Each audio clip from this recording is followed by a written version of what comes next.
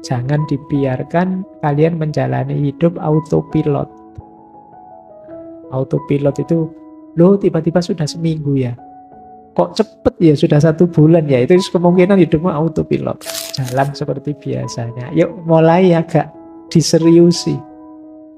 Putusan demi putusan, langkah demi langkah. Biar tambah baik kualitas diri kita. Dan biar kita tambah bahagia. Mengaji hening bersama Dr. Fahrudin Faiz. Mari kita simak. Yang pertama, ternyata untuk bisa bahagia, kita harus mampu menghancurkan egoisme dan menganggap diri kita sebagai manusia normal saja. Ini penting menurut saya ya. Menghancurkan egoisme itu yang tadi, rasa benar, rasa penting, rasa tinggi, rasa hebat. Ini semua ego. Lebih kondusif kita merasa sebagai manusia biasa saja. Iya, saya punya kelebihan, tapi ya ada kekurangannya. Iya, saya ngerti bidang ilmu ini, tapi banyak bidang ilmu yang lain yang saya tidak bisa. Iya, saya ini manusia yang ada hal-hal yang dikagumi orang, tapi sebenarnya banyak juga dalam diri saya hal-hal yang memprihatinkan. Ini namanya hidup sebagai manusia normal saja. Jadilah manusia biasa saja. Ini lebih membahagiakan. Karena kalau kita mengidentifikasi diri kita dengan ego-ego besar tadi, jangan-jangan lelah hidup kita. Karena identifikasi sesuatu itu kan implikasinya kita harus begitu terus. Misalnya teman-teman mengidentifikasi, saya ini Pak, santri Pak, saya ini orang soleh loh Pak. Oh itu kan terus abot kan, kamu kapanpun harus acting sebagai orang soleh.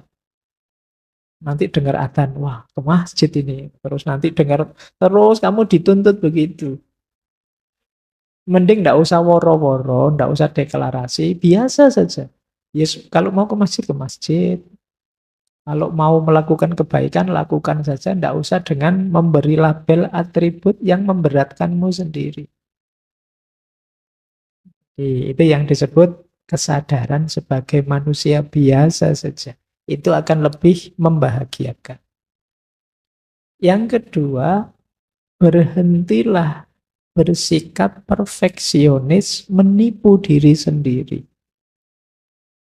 Kalau iya, bilang iya. Kalau tidak, bilanglah tidak. Tidak usah perfeksionis. Orang tahu kok semua orang itu ada kurangnya, tidak ada manusia yang sempurna.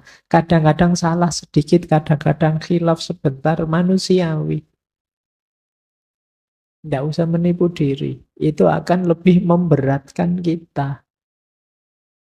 Tidak usah terlalu banyak pakai topeng lagi. Topeng kita sudah banyak dalam hidup ini. Biar tidak lelah. Yang membuat kita lelah itu kan karena kita menipu diri kita sendiri. Misalnya kalau ditanya, ngantuk enggak mas ngaji kayak gini? Enggak Pak, saya melek terus. Tapi yo pas ngaji deklak-dekluk itu kan yo, kamu berat sendiri, nanti ada temennya lihat malu kan kamu. Coba tadi bilang, yo saya kadang-kadang ngantuk Pak. Itu kan lebih santai. Tapi karena kamu menipu dirimu sendiri, ya berat akhirnya. Jadi konsekuensi yang harus kamu tanggung. Yang ketiga, untuk bisa bahagia, yuk berjuang, bekerja keras mencapai tujuan. Ya, kita harus berikhtiar, berusaha. Sambil tadi ya, ngerti batasnya kapan pasrah. Dan jangan dibiasakan menyalahkan keadaan mencari kambing hitam. Biasa kok hidup itu ada sukses, ada gagal. Ada lulus, ada tidak lulus, biasa. Ya memang rumusnya hidup begitu. Ada senang, ada susah. Wajar itu sudah. Tidak usah cari kambing hitam, tidak usah menyalahkan keadaan. Nanti tambah berat. Wah ini gara-gara temanku ini. Tiap malam ngajak begadang saja. Tidak lulus mata kuliahku. Lalu kamu sendiri ya mau diajak begadang. disalahke kancane. Jadi ya sudah lah, kalau sudah begitu ya efeknya memang begitu, karena kamu begadang tak lulus biasa saja. Iya sih Pak, berarti besok saya harus lebih baik lagi, kan begitu saja. Tanpa harus rasa bersalah berkepanjangan, merasa berdosa berkepanjangan. Cukup kamu sesali, kamu perbaiki ke depannya biar lebih bagus. Ini hidup yang lebih membahagiakan. Tidak terlalu bertele-tele, apalagi kamu terus menyangkal, denial, nyari-nyari alasan. Saya itu sebenarnya rajin loh Pak, saya tidak tahu saya. Kemasukan apa saya semester ini? Nggak usah pakai alasan macam-macam lah. Ya sudahlah, diterima saja. Ya wajar kok, orang itu kadang seneng, kadang susah, kadang gagal, kadang sukses. Asal kita bisa menata diri sehingga terus progres tambah baik, itu sudah luar biasa. Yang keempat, ayo kita minimkan ketakutan-ketakutan, kecemasan-kecemasan yang tidak perlu. Mari kita sadari kadang-kadang kecemasan kita itu tidak beralasan. Sia-sia saja. Cemas itu kan biasanya tentang yang akan terjadi ke depan. Yang akan terjadi ke depan kita tidak tahu. Biarlah jadi rahasia nanti. Yang penting sekarang kita berikhtiar semampu kita, sebaik yang kita bisa. Itu saja sudah. Jadi hilangkan khawatir ini, khawatir itu. Pak, saya besok kira-kira ada jodohnya enggak ya Pak? Saya kok sampai semester gini rasanya enggak ada yang mau sama saya. Sudah usah dipikir itu. Jodoh di tangan Tuhan sudah. Yo kecuali kamu cuek, enggak ngurusi, ya bisa saja nanti lepas Tuhan, lepas tangan. Jadi kamu sendiri ditawari bolak-balik yo kesuwen mikirnya. Jadi ayolah, tidak usah khawatir. Kamu boleh sekali-sekali kamu tulis ya, kekhawatiranmu yang mencemaskanmu apa. Tulisan wis. Khawatir ini, khawatir itu, khawatir ini, khawatir itu. Sekarang mulai banyak, kemarin saya baca orang kena gejala penyakit psikosomatis. Jadi kecemasan di pikiran yang mengefek ke sakit fisik beneran. Nah, mungkin lambung lah, mungkin vertigo lah, mungkin apalah, namanya psikosomatis. Jadi kalian jangan terlalu banyak overthinking, jangan terlalu banyak mikir yang aneh-aneh, cemas yang tidak perlu. Nanti jadi penyakit. Jadi ternyata tidak selalu sakit fisik berpengaruh ke jiwa. Sebaliknya sakit jiwa bisa juga berpengaruh ke fisik. Kalian kan kalau sedang stres apa gitu kan rasanya tubuhmu ya lemes, tidak bisa diajak apa-apa, tidak bergairah ngapa-ngapain saja. Itu berarti dari psikis ke fisik. Yang itu jumlahnya tambah banyak. Sekarang psikiater, psikolog itu tambah laris hari ini. Banyak yang stres, banyak yang depresi, tingkat sakit jiwa meningkat, tingkat depresi, bahkan tingkat bunuh diri juga tiap tahun meningkat terus. Nah, terus mari kita sadari dalam hidup ini isinya ada yang penting, ada yang tidak terlalu penting. Tidak semuanya harus diutamakan. Kita nikmati saja. Kadang-kadang ada hal sepele, hal tidak penting, ya tidak apa-apa, kita nikmati saja. Itu namanya kita sadari masalah hidup ini ya, tapi juga yang tidak terlalu penting jangan terlalu dipentingkan. Biar tidak terlalu sibuk kita.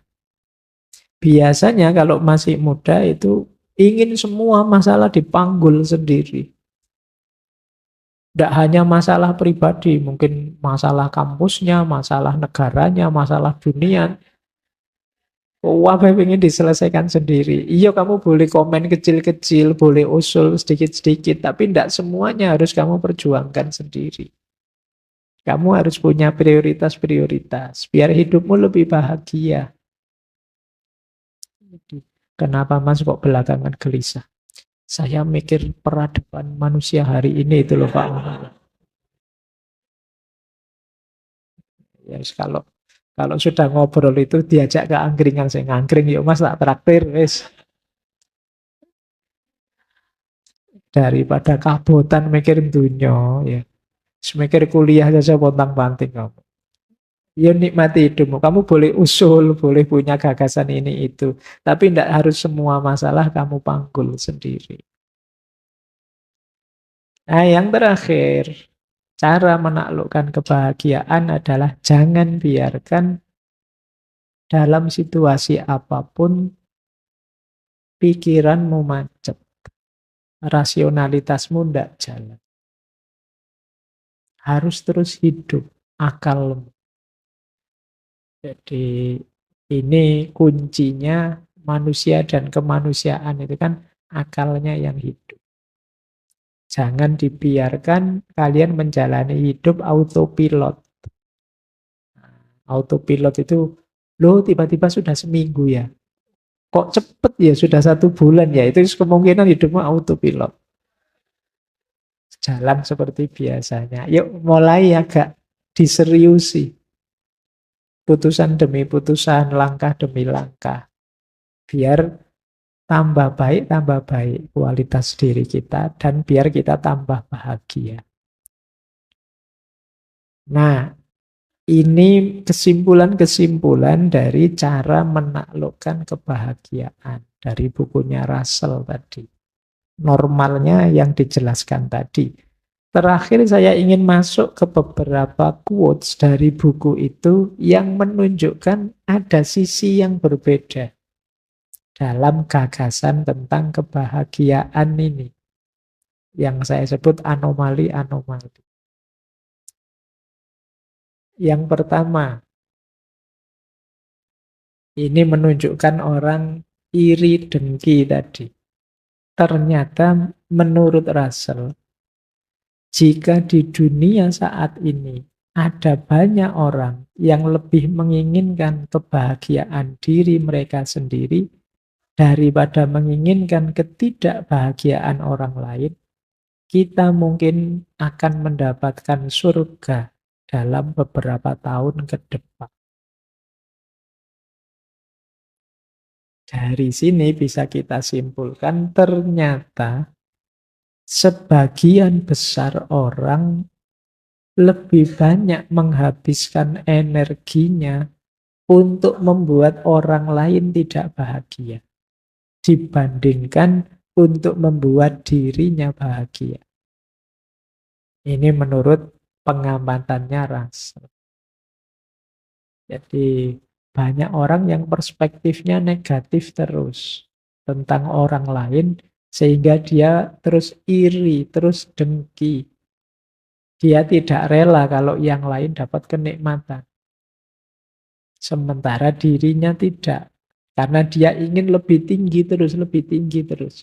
Orang yang mindsetnya kompetitif tadi, yang dipenuhi rasa iri tadi, yang ada di pikirannya kan gimana caranya rivalku, sainganku, musuhku tidak bahagia.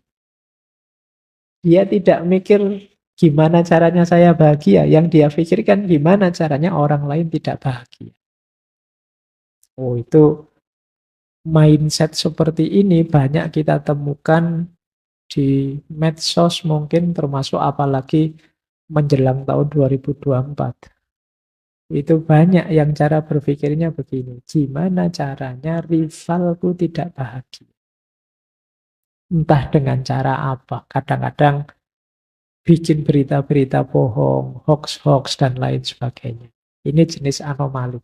Kalau semua orang berpikir gimana caranya saya bahagia, kata Russell, tidak lama lagi dunia ini kayak surga.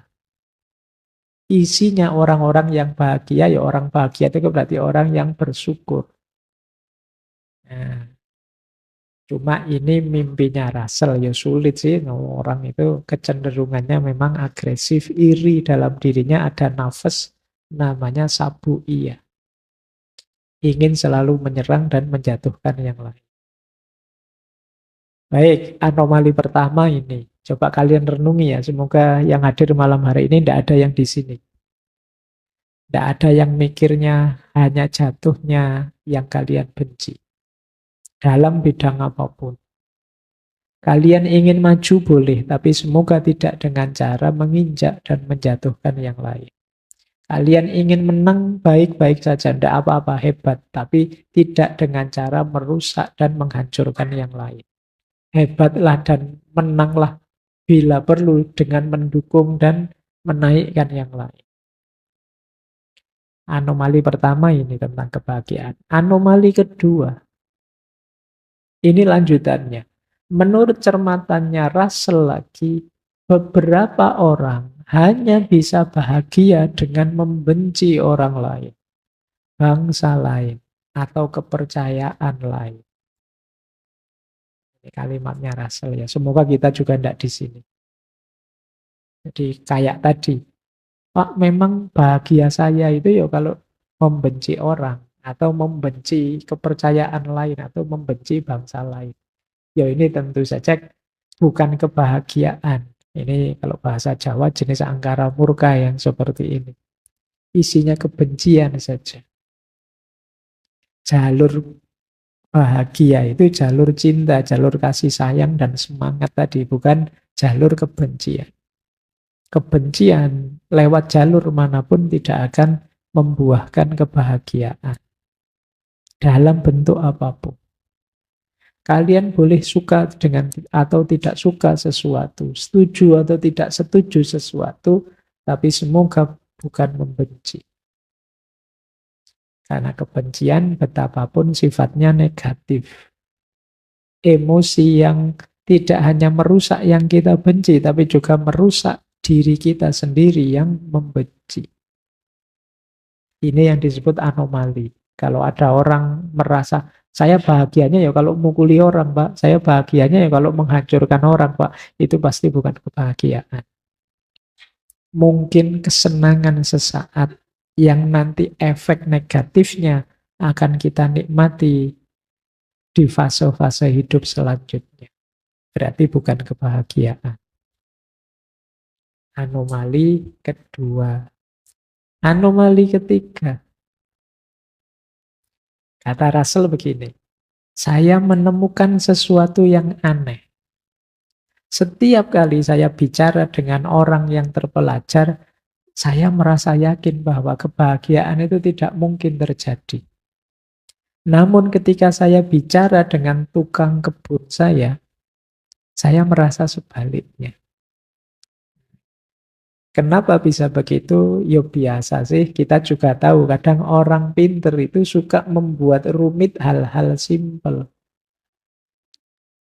Barang yang sederhana saja terus dibikin jelimet.